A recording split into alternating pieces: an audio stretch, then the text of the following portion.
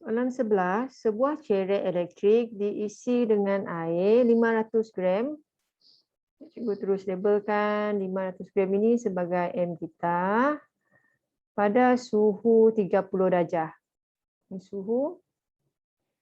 Kuasa elemen pemanas cerek ialah 0.8 kilowatt. Ini adalah kuasa.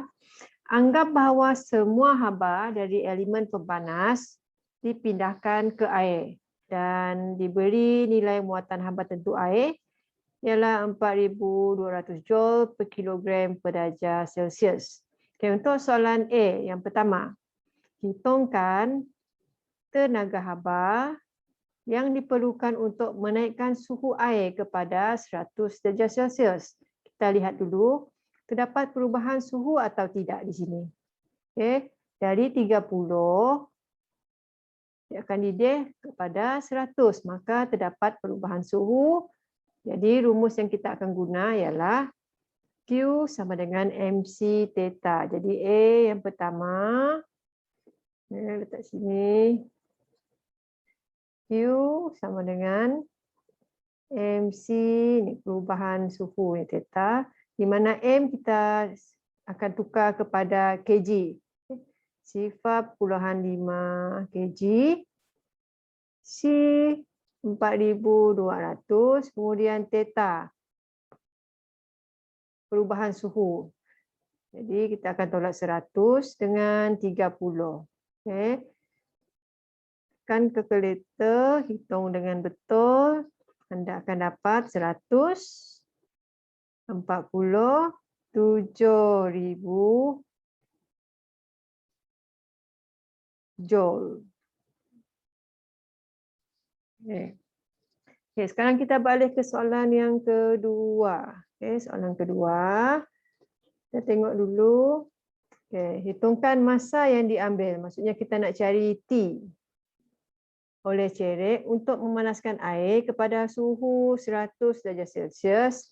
Jadi membenarkan haba ini diperoleh daripada tenaga elektrik yang dibekalkan oleh cerek, maka kita akan guna kuasa elektrik darab dengan masa. Okay.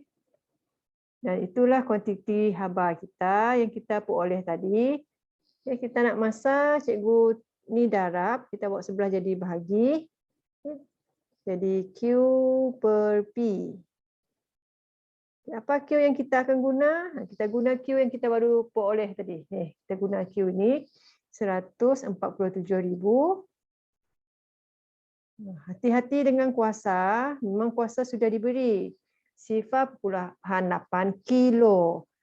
Untuk kuasa, unitnya mesti ditukar kepada watt saja. Jadi kita akan darab 0.8 kilowatt ini, dia darab 100.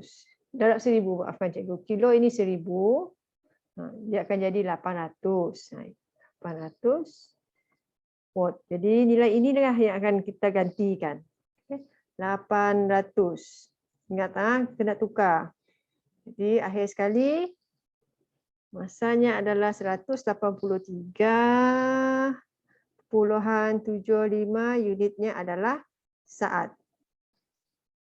Sekarang kita pergi ke soalan B. Mengapakah pemegang cerek diperbuat daripada plastik? Okey. Kita perlu terangkan menggunakan konsep muatan haba tentu. Kita terangkan guna muatan haba tentu. Adakah muatan haba tentunya tinggi atau rendah? Sebelum itu kena tahu dulu apa definisi muatan haba tentu ni. Muatan haba tentu, dia ada 3 poin penting lah jika kita nak hendak huraikan. Muatan haba tentu, poin pertama, nyatakan kuantiti haba yang diperlukan. Yang kedua, untuk menaikkan suhu sebanyak 1 darjah Celsius. Dan poin ketiga, nyatakan bagi 1 kilogram bahan itu. Jadi ketiga-tiga poin ini mesti ada apabila menyatakan definisi muatan haba tentu. Apa kaitan dengan pemegang cerek? Okey, begini. Muatan haba tentu yang tinggi untuk plastik ni kita gunakan sebab dia ada muatan haba tentu yang tinggi, bermaksud kita perlu haba yang banyak untuk naikkan suhu dia sebanyak darjah Celsius. Sebab itu, haba yang banyak ini adalah muatan haba tentu yang tinggi. Dan cikgu buat tinggi yang begini ya, ke atas ni tinggi, dan dia juga merupakan penebat haba. Okay. Penebat haba. Itu untuk B. Okay. Manakala untuk C pula, dia tanya kenapa elemen pemanas dibuat daripada logam. Elemen pemanas ini dia mesti cepat panas. Okay. Bermaksud muatan haba tentu, cikgu buat tanda ni, muatan haba tentu dia adalah rendah. Maksudnya sedikit haba saja dibekalkan, suhunya lebih cepat naik kepada 1 darjah Celsius. Okay. Jadi muatan haba tentu yang rendah dan dia selalunya merupakan pengalih haba. Pengalih haba ataupun konduktor haba. Okay, kemudian soalan D. Soalan D tanya elemen pepanas cerik, kalau kita lihat, dia selalunya diletakkan di dasar. Di dasar itu maksudnya yang berada di bawah. Okay, yang berada di bawah. Dia tanya terangkan sebab kenapa pemanas itu selalunya berada di dasar.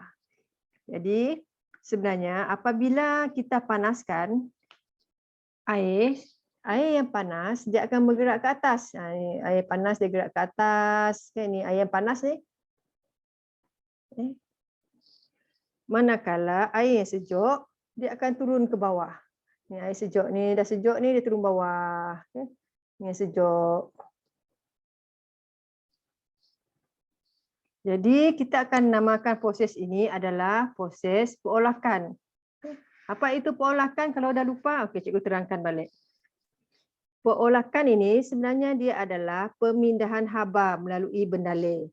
Ya, bendaleh, cecair dan gas itu adalah bendaleh. Okay.